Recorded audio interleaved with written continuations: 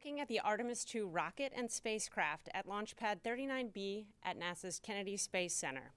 Teams concluded a wet dress rehearsal early this morning. Today, we'll discuss the test and next steps. Welcome and thank you for joining us today live from the Space Coast of Florida. We are joined this afternoon by several NASA managers to share more details about how the test went and what's up next.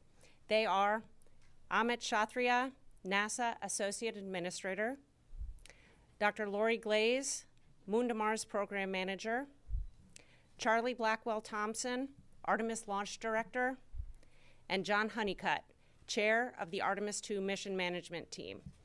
We'll have some brief opening remarks, and then we'll take your questions from both those of you here in the room and on the phone. And a reminder for those on the phone, you can get into the question queue by pressing *1. And with that, we'll start with Amit. Thanks, Rachel. Thanks, everyone, for joining us, and really a big thanks to the media for helping bring the world this incredible mission. We're happy to join you as quickly as we can, coming off of the test last night. When I reflect on where we are today, I think about the team, the hands on the hardware, the countless hours of the challenges overcome, all the teamwork that has brought us to this point. I'm very, very grateful and proud of the team for doing that. I know the administrator shares that. The wet dress rehearsal we had last night was a critical milestone on the way to Artemis II. That was the reason we went to the pad, was to do this test. It allowed our teams to test all the systems required in the all-up configuration.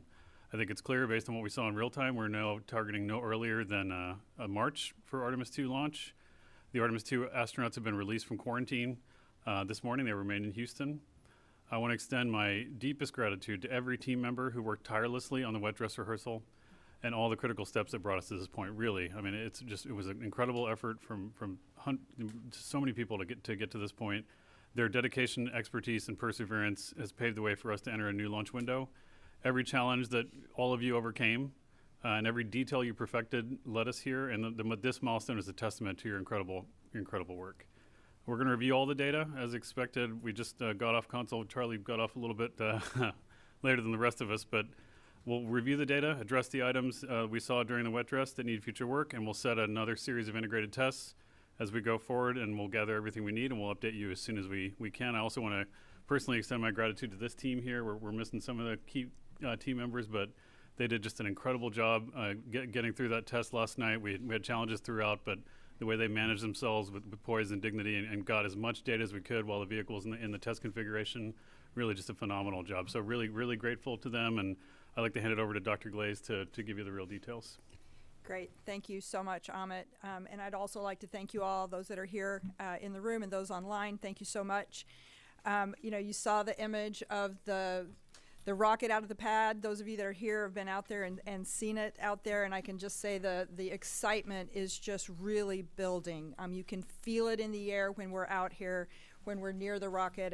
It really is it's spectacular. As Amit said, the wet dress rehearsal is an essential part on our path to flying our 4 crew members, Reed, Victor, Christina, and Jeremy, around the moon and bringing them home. I can tell you that I was conversing with our commander, Reed Wiseman, as we went through wet dress yesterday and following. I know that Amit and the administrator also spoke with the commander, and so we've been staying in constant communication so that they know where we are and that we're all together on this as we are moving forward with our plans. I'd just like to say a couple of words about the wet dress. We really did learn a lot from the Artemis I mission, and we implemented a lot of the lessons learned yesterday through wet dress. And I would say many of those were demonstrated very successfully. And then we were able to actually gain additional data as we were going through the rehearsal.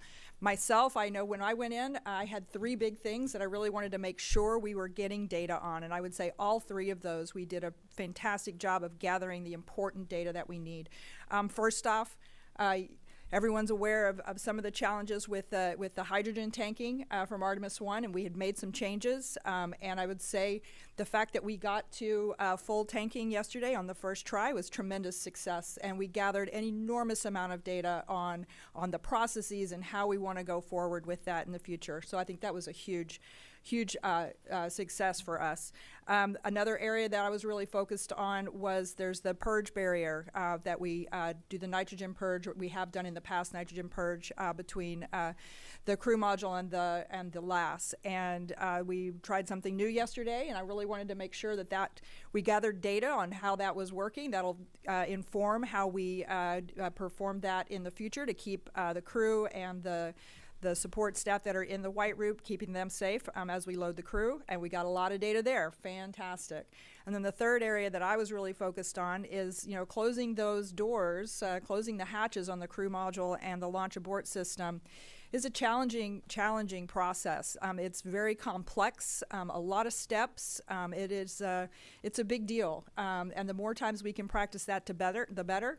And I think we, again, got another rep yesterday. Our team's got some more work there. They've learned. We've, again, gathered a lot of important information that's going to help us as we're going forward. Of course, we also identified some additional issues, and we will be tackling those. They tackled them last night. The team did an amazing job. I want to thank Charlie for her incredible leadership. But Charlie and her teams and John and all of our teams that were involved with the wet dress yesterday tackled a variety of challenges in real time and did a great job there. As we've done all along, we rely on the data that we collect through these exercises like the wet dress rehearsal, and it's that data that leads us and sets the pace for where we're going. We have another opportunity in front of us to test our tanking operations and countdown. As Amit says, we will do another wet dress rehearsal in the future. And we look forward to that additional opportunity to learn more about our systems before we launch our crew to the moon. So we got a lot more work to do to get ready for that mission, and we are ready. Our teams are ready. Those incredible individuals that Amit noted, they are geared up and ready to take us forward. I'll hand it over to Charlie. All right, thanks, Lori. Appreciate it. And thanks to everyone who is here with us today, either in the room or online. So you heard Amit and Lori both talk about our wet dress rehearsal. So we got into our call to stations on Saturday evening and had our plan T0 for yesterday. Got into our go for tanking. We were a little bit behind getting out of the pad, and we got to go for tanking right around 11:30 local time. Got into chill down for both LOX and hydrogen. That went very well. Nothing notable there per the timeline, per the plan. When we got into the LH2 fast fill, which was around 12:29, is when we picked up our first leak in the TSMU in the cavity, which is where the flight and the ground plate come together, and it's that cavity in between. And it's in our 8-inch fill and drain line there. We have a QD that kind of connects those two together. So it was similar, I would say, to some of the signatures that we've seen during Artemis I. Our leak rate was a little bit higher, somewhere in around the I would say 12 to 14%. As you know, we went back, we did some testing between Artemis I and Artemis II and determined that 16% was an appropriate leak limit for LH2 in that cavity, and so that's what we managed to yesterday. So we saw the leak get up around our limit, and we did a stop flow revert, and when we did that, we saw, of course, the leak came down. We tried a contingency procedure that we used during Artemis I, which is you let that QD warm up, you let the seal warm up, and you try it again. And so we did that a couple times, worked our way through it, and was able to load the core stage all the way to replenish. LOX load went for both core and upper, went really without any issue at all. And we got both stages to replenish, all stages replenish about 17:44 local time yesterday. We worked through a couple things. We had a targeted T0 originally for after 9 p.m. in the evening, but given the contingency procedures and whatnot, we had a new targeted T0 at just after midnight, and we picked up the count, T-minus 10 minutes. We counted through our, got through our polls, picked up the count, counted through 6 minutes. Of course, the crew access arm comes back at 8. That was a big milestone for us, first time we'd ever done that in terminal count with the ground launch sequencer. So a big win on that. It came back just fine, latched into place just like it's supposed to. And we got down inside the 6 minutes, and that is where we began core stage pressurization. And so as we began that pressurization, we did see that the leak within the cavity came up pretty quick. We did a cutoff, which is a normal safing activity for us. We got into our safing steps. We saw the hydrogen concentration come down, and then later in the evening, we got into our drain operations. I am happy to report that early this morning, we had the core stage drain was completed at about 6 o'clock, just after 6 this morning. And right now we have all commodities off the vehicle. Both stages, both commodities are drained. We are in core stage boil off and inerting activities, and we're getting the pad open back up for control work. So that's a little bit of how the test went. Lori talked about some of the great things that came out of the test. I'll tell you, we had never loaded the core stage or the upper stage from the new 1.4 million gallon hydrogen sphere. We had gone through a complete verification and validation, but we didn't have the hardware to do it with, the flight hardware. And so that went really well. The lessons learned from how we do the sequencers in the software also went well yesterday. Already talked about locks and the CAA. And then the replenish valve. Those of you who were around for Artemis I, remember we had to send a red crew to the pad for the replenish valve, and we made some design modifications on that valve, and it worked flawlessly yesterday. And so that went really good. Lori talked about the breathing air injection that we had for the service module purge, and that was a late mod that we did. Again, worked really well while we had the closeout crew out at the pad, and we were able to do a full closeout of the crew module. So all in all, a very successful day for us on many fronts, and then on a couple of others, we got some work we got to go do, and we're going to go do it. We'll figure it out, and we'll be back here talking to you once again about when we're going to target our next wet dress and the results from that. And with that, I'll hand it over to John. Thank you, Charlie.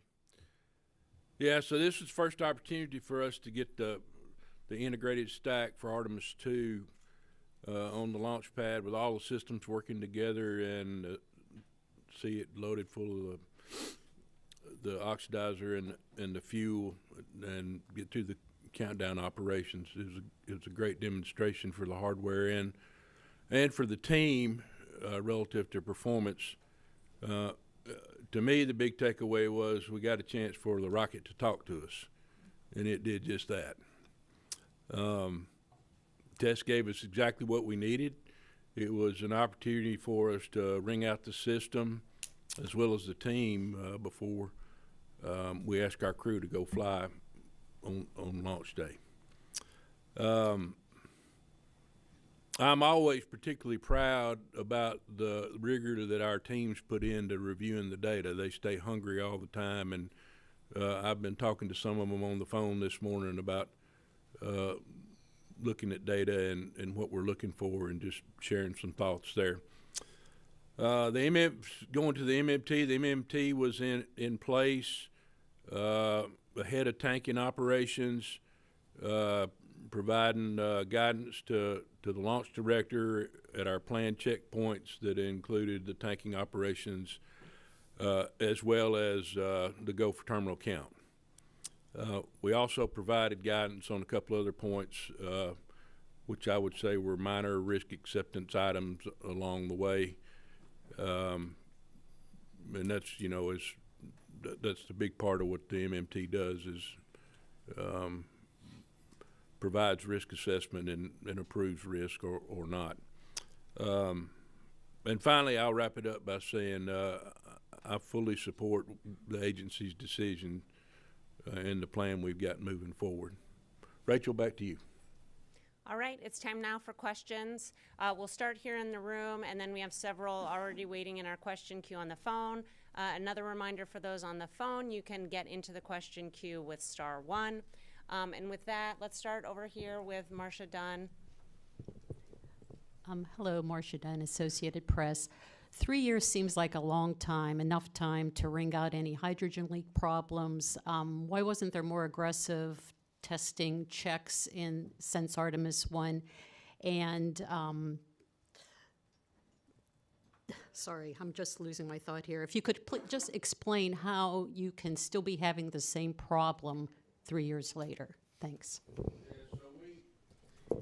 In my old job as the course day or the SLS manager, after Artemis I and the challenges we had with the leaks, we took a pretty aggressive approach, as Charlie mentioned, to do some component level testing with these valves and the seals, and try to understand their behavior and their tolerance for surface finish and FOD or debris or scratches or something like that, right? And so we got a good handle on that relative to how we install the flight side and the ground side interface there. But on the ground, we're pretty limited as to how much realism we can put into the test.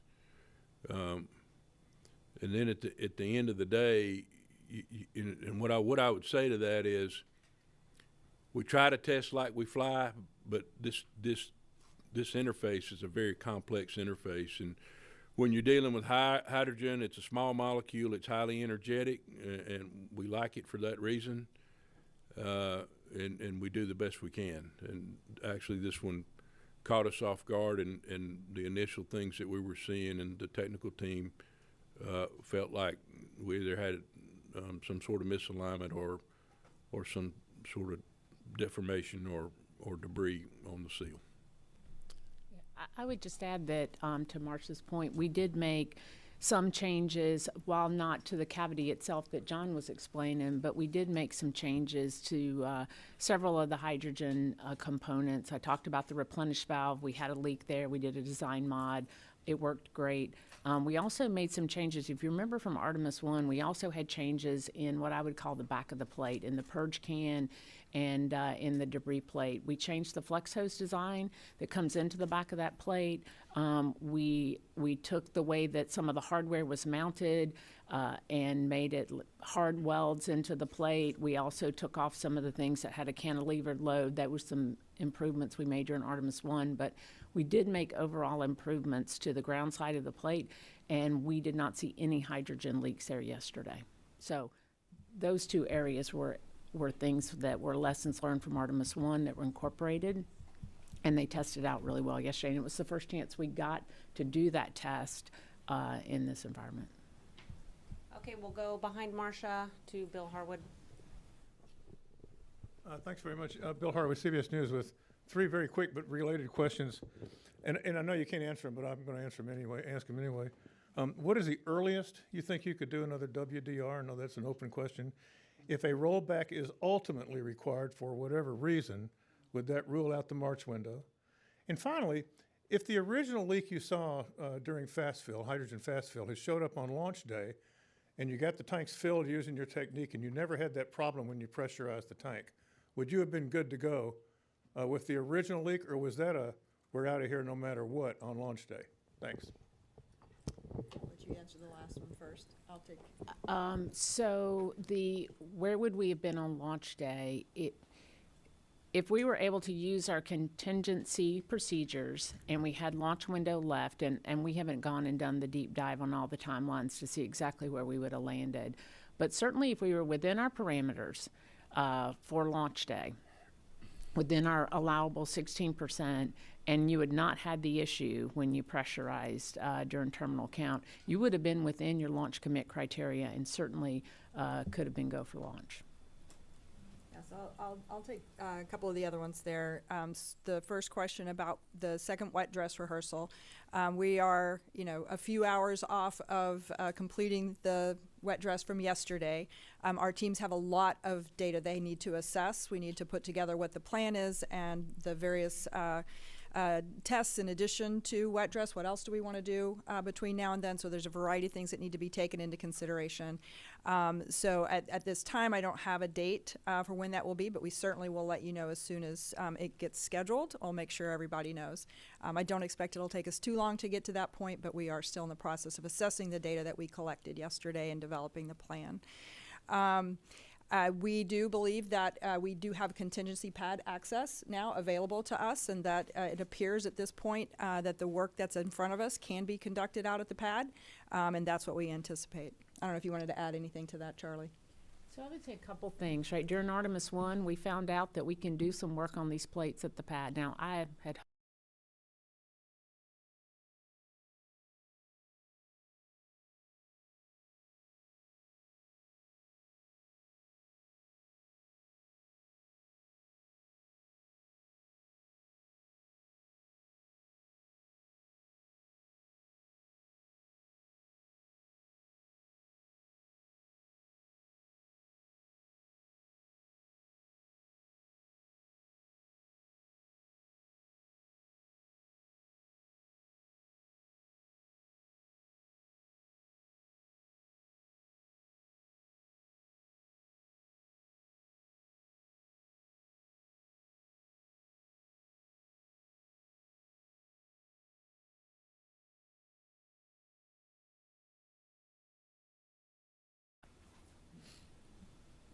All right, we'll go here in the front row, and then we'll go to a few on the phone.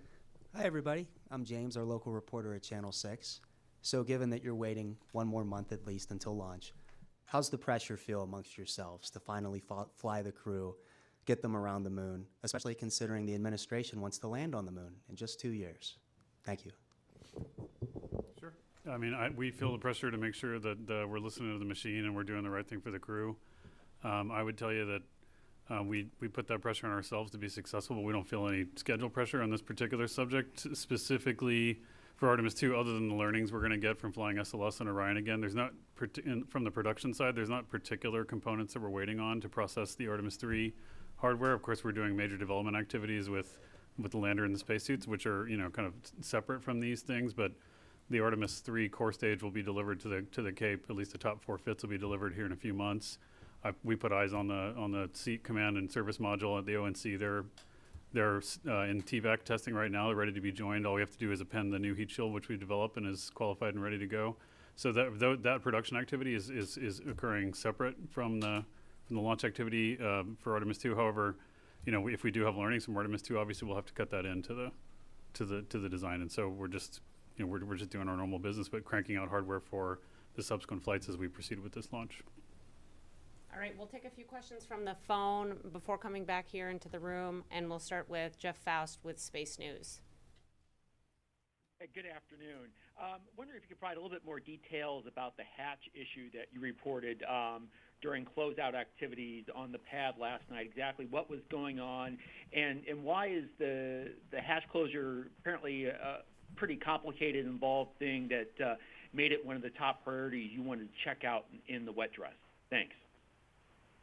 Yeah, so I'll comment on that. So the reason we wanted to check out the hatch during the wet dress is just there is limited opportunity to go do that with the integrated vehicle. And we had an opportunity during CDDT for the first time, but the environment's a little bit different being out at the pad. And yes, it's the same hatch, closes the same way, but there's something unique and different about being out at the pad in a cryogenically fueled environment of the rocket that is underneath. And so we wanted to take that opportunity to have the closeout crew demonstrate that. In terms of the complexity of the hatches, there's 2 of them. First off, there's 2 of them to go close out. Folks that were around from Shuttle maybe remember the single hatch and the timelines associated with that. This one's a little bit different because you got to get the crew module hatch closed. You've got to get, Lori mentioned, the purge barrier out, which is it serves as kind of like the name implies, a barrier for that interstitial area, and it's multiple components that come out, and then there's just the closeout of the white room itself. So there's just a timeline and a waterfall of work. I don't know that there's any one thing that is very complex about it. It's just the series of work. And of course, for us, we're always monitoring that work, because it does contribute to how long our crew is on their back before we get to T0. All right, we'll take another one from the phone from Joey Roulette with Reuters. Hi, thanks. Questions for anyone. I just wanted to re-ask Marcia's question on why this hydrogen leak caught you guys off guard this time. As John Honeycutt said, why wasn't this detected earlier as a possible thing that could come up? And then also, I just wanted to get clarity on the Orion closeout work. I know we just talked about the Orion issue, but Jared Isaacman said that additional factors included extended Orion closeout work. And so what is the work ahead on Orion? Thanks. I'll take the first part. Maybe you guys can do the Orion. Yeah, Joey, it's a good question. As we said, we test the component level, right? And we made the improvements we made from Artemis I. I think, I don't want to get ahead of the data review, but part of I think what might be contributing to it, and we have to go inspect the seal and see if it was, what condition it's in. But, when we're mated to the tail service mast and we roll, that rollout environment is very complicated, as you see the size of the machine there and, kind of the way in which we have to push it out to the pad. So, and while we're rolling, that interface is in communication. And so, we don't really know exactly. It's very hard to predict kind of what credit we can take for and what the acceleration environment is all the way up and down the stack. When we did Artemis I, in fact, we did a lot of stop and start tests to see if we could characterize it. But even then, it's pretty complicated from a stress and strain standpoint. And so that's not an excuse. It's just that's the first configuration in which we've been able to witness that environment. Lots of times when we look at the duration the rocket can stay at the pad, we have very good understanding of like onshore winds and those loads and how those affect the mated stack, because that's more predictable. The one thing that's very hard for us and we kind of keep in our pocket as pretty constrained is the number of rolls. Those of you guys that followed Artemis I, we were very particular about that because we can't take credit for the witness of that rollout environment. It's very complicated. And so we think that's a contributor, but again, we have to tear the seal apart and see what happened. And I'll leave that for the Orion question for y'all. In terms of the amount of work, if I'm following the question correctly, the amount of work in Orion closeouts for where we were in wet dress, when we were essentially configured for launch. That was always part of our plan because we wanted to limit the amount of work between WDR and our earliest launch opportunity. So in terms of a lot of work within Orion, there really wasn't a whole lot left between WDR and launch. We did have some late stow and some other things, and obviously the final configuration for launch relative to some of the crew equipment. But overall, we were in I would say, very close to launch configuration yesterday. Okay, we'll take one more on the phone and then come back to this side of the room. The next question is from Eric Berger with Ars Technica. Hi, thank you very much for doing this. Earlier today, the NASA administrator said of DSLS, the flight rate is the lowest of any NASA-designed vehicle, and that should be a topic of discussion. And so I'd like to ask about that. Going back to the green run years ago, I think that this is maybe the 7th or 8th time the SLS rocket has been fueled, at least the core stage, and all of these tankings have been pretty adventurous. So I'm just wondering, given the given the low flight rate, do you think launching this rocket is ever going to be more than an experimental process? Thank you. Well, I'll take that one, Eric. It's a great question. And I think you're right. The flight rate is not it's long. 3 years. It was brought up by Marcia earlier. That's a long time between the first test and the second